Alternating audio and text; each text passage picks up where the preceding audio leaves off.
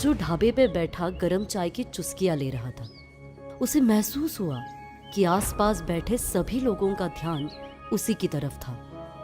उसने मुड़कर देखा तो सबने अपनी नजरें इधर उधर कर ली। बिरजू को अब वहां बैठने में असहज लग रहा था और उसकी चाय भी खत्म हो चुकी थी। उसने इशारे से लल्लन को बुलाया। चाय खत्म हो गई भैया, थोड़ी और लाऊं? नहीं, ये ले चाय के पैसे। वैसे साल भर बाद आना हुआ, कोई जरूरी काम था क्या बिरजू भैया? क्यों? अपने ही गांव आने के लिए मुझे किसी खास वजह की जरूरत कब से पड़ गई?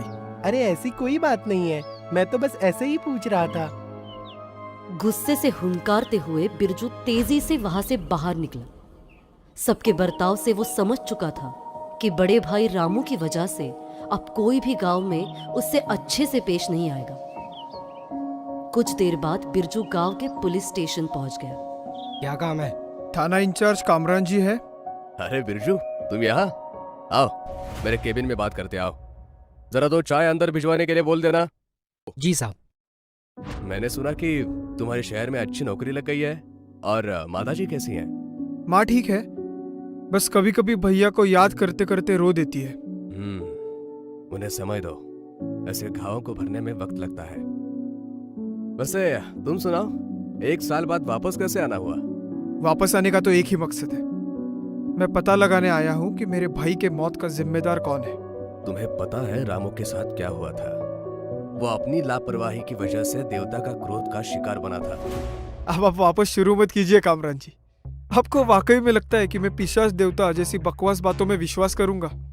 तुम यहाँ बहुत कम रहे हो बिरजू। अपना पूरा बचपन तुमने दूसरे गांव में अपने मामा जी के यहाँ काटा है। फिर आगे की पढ़ाई करने तुम शहर चले गए और वहीं बस गए।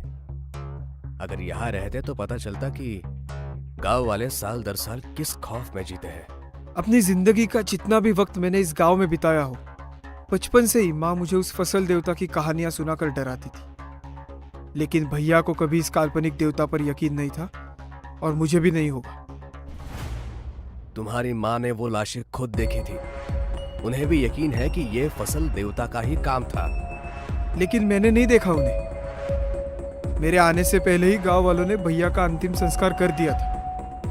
मुझे तो आखिरी वक्त में भी अपने भाई का चेहरा देखना नसीब नहीं हुआ। लेकिन मुझे यकीन है कि उनकी हत्या गांव के ही किसी व्यक्ति ने की थी। तुम्हारे बात करने के ढंग से ऐसा लग रहा है जैसे तुम्हें किसी पर शक है। कौन है वो? मुझे लगता है भैया मेरी वजह से ही मरे हैं। क्या? ऐसा क्यों लगता है तुम्हें? जरा याद करने की कोशिश कीजिए कामरान जी। 2 साल पहले जब मैं गर्मी की छुट्टियां बिताने गांव आया था तो मेरी लड़ाई अरविंद अग्रवाल से हुई थी। हाँ, क्योंकि उनकी बेटी श्रुति के साथ तुम्हारा अफेयर चल रहा था। याद है मुझे। सिर्फ इतना ही नहीं, गौरव और शानू ने घर आकर बहुत हंगामा किया था। कहाँ है बिरजू? बाहर निकल, आज हम तेरी हड्डी पसली एक कर देंगे। क्या है? क्या किया है बिरजू ने? अपने बेटे को बुलाओ। ये रहा कमीना। हमारी बहन पे बुरी नजर डालता है साले। गौरव और शानू, इस बार मेरे भाई को माफ कर दो। मैं इसे अच्छी तरह से समझा दूंगा। वैसे भी ये इस गांव में ज्यादा दिन नहीं रहने वाला, वापस शहर चला जाएगा अपनी पढ़ाई पूरी करने। ठीक है रामू, इस बार इस छचुंदर को हम जाने दे रहे, लेकिन याद रहे तू श्रुति के बारे में सपने में भी नहीं सोचेगा, समझा?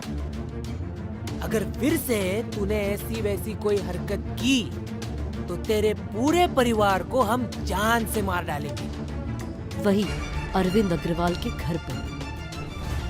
पापा मुझे माफ कर दीजिए, मेरी पढ़ाई मत छुड़ाइए। आप जैसा कहेंगे मैं ठीक वैसा ही करूंगी। बहुत हो गई तेरी पढ़ाई, बाहर गई तो फिर से खानदान का नाम मिट्टी में मिलाएगी तू। चुपचाप घर पे बैठकर काम में हाथ बटा। उसके बाद से आज तक मैं श्रुति से कभी नहीं मिला। मुझे लगता है कि कहीं ना कहीं अरविंद अग्रवाल ही भैया के मौत के जिम्मेदार है, क्योंकि उन लोगों के अलावा हमारे इस गांव में किसी और से कोई दुश्मनी नहीं थी। तुम्हें बेकार में ही शक हो रहा है बिरजू। अरविंद अग्रवाल और उसके बेटे बस नाम के शेर हैं। अरे उसने तो आज तक एक मक्खी भी नहीं मारी। वो किसी आदमी को क्या खाक मारेगा? आप भले ही मेरे भाई के गुनहगारों को सजा दिलाने में असमर्थ हुए हो, लेकिन मैंने ठान लिया है कि मैं उन्हें किसी भी कीमत पर ढूंढ कर निकालूंगा। उन्हें मैं फांसी के फंदे तक पहुंचा कर रहूंगा और इसके लिए मुझे आपकी मदद की कोई जरूरत नहीं है। शाम का वक्त था। खेतों के पास एक मैदान में बच्चे क्रिकेट खेल रहे थे। छक्का! वाह श्याम, क्या बेहतरीन शॉट मारा है। अरे लेकिन बॉल तो सीधे जंगल की तरफ चली गई। तो क्या हुआ? गोलू बॉल लेकर आएगा। मैं क्यों जाऊं? वैसे भी शाम हो गई है और माँ ने मना किया है जंगल की तरफ जाने से। कितना बड़ा डरपोक है रे तू। चल एक काम करते हैं, अगर तू बॉल ले आया तो अगले 2 मैच में तुझे ही पहली बैटिंग मिलेगी। अरे ये डरपोक नहीं जाएगा बॉल लेने, देख लेना। नहीं, मैं डरपोक नहीं हूँ। मैं अभी बॉल लेकर आता हूँ। क्या गोलू की जान खतरे में थी? जानने के लिए देखिए अगला एपिसोड। कहानी जारी रहेगी। एपिसोड पसंद आया तो जरूर करें लाइक, कमेंट